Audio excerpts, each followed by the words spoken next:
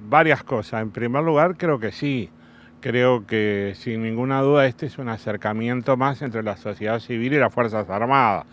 A veces la población y muchos de los que tienen viejas reminiscencias de hechos lamentables que ocurrieron en el país, no tienen en cuenta que los militares a los 30 años, a lo sumo, pasan todos a retiro. Y cuando hoy hace 30 y pico de años que terminó la dictadura, es decir, los que hoy están al mando de las Fuerzas Armadas en aquel tiempo apenas iban a la escuela, sí iban, en algunos todavía no iban a la escuela. Entonces eso es lo primero que hay que tener en cuenta. En segundo lugar, yo creo que hay muchas formas de acercamiento, de integración entre las Fuerzas Armadas y la sociedad, y que la sociedad no siempre valora eso, es decir, la gente no lo siente. Pero si hay una inundación, si hay una voladura de techo, si hay un problema de poner un diluvio, si hay un problema de aftosa, si hay un problema de vigilancia perimetral de cárceles, se recurre siempre a las Fuerzas Armadas. Y lamentablemente, todavía, y dentro de todas las fuerzas políticas, incluso de la mía, el Frente Amplio, cuando se llega el momento de que hay que tratar los presupuestos de las Fuerzas Armadas, no siempre todas esas cosas se tienen en cuenta, que en definitiva las Fuerzas Armadas, o sea, el personal, porque yo no estoy de acuerdo en aumentar para equipos, para municiones, para eso, porque evidentemente eso por suerte no lo vamos a tener que utilizar, pero sí tenemos que tener una personal subalterno perfectamente capacitado para cubrir todas esas funciones que a lo largo y en lo ancho del país en reiteradas oportunidades se apela justamente a los soldados, a las Fuerzas Armadas.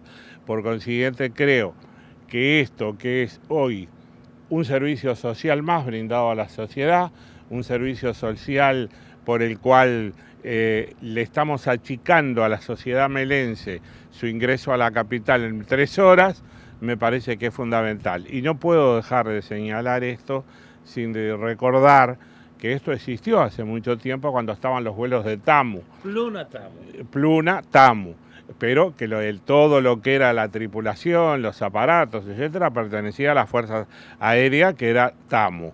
Y yo recuerdo que siendo dirigente sindical, dirigente de AEU, dirigente del PICNT, y posteriormente militante político, ya en los primeros tiempos cuando dejé la actividad laboral y me dediqué a la actividad política, yo viajé en reiteradas oportunidades por todo el interior del país en los vuelos de TAMU. Por eso cuando hoy se iniciaba esta etapa, que yo espero que sea en primer lugar exitosa, es decir, que esto que hoy empieza continúe, que le resulte una ayuda efectiva a la sociedad melense, y en segundo lugar espero que esto cunda como ejemplo y tal vez podamos reflotar vuelos hacia otros lugares, porque en definitiva los pilotos de nuestra Fuerza Aérea se tienen que formar teniendo horas de vuelo, y tienen que hacerlo. Entonces, volar o tener horas de vuelo simplemente como horas de entrenamiento, me parece que brindan mucho mejor servicio a la sociedad, volando, trasladando gente y achicando distancias, como decíamos recién. Así que esperemos que esto sea exitoso y que siga sucediendo y que el ejemplo cunda.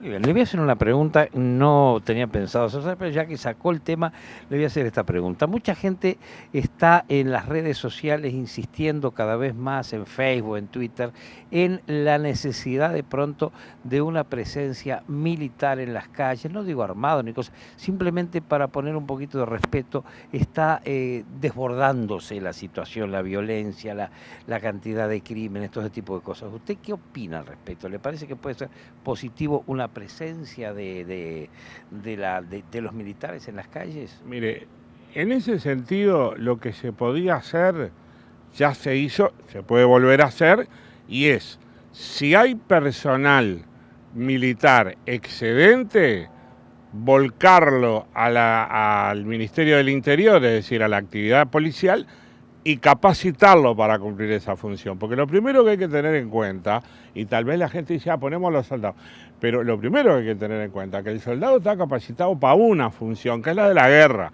es operar para tirar y para matar. Entonces, esto no es lo que se necesita como policía, y mucho menos si nosotros recordamos lo que era la vieja Guardia Civil que existió en nuestro país, donde el agente policial cumplía un montón de funciones en beneficio del barrio si la gente lo necesitaba.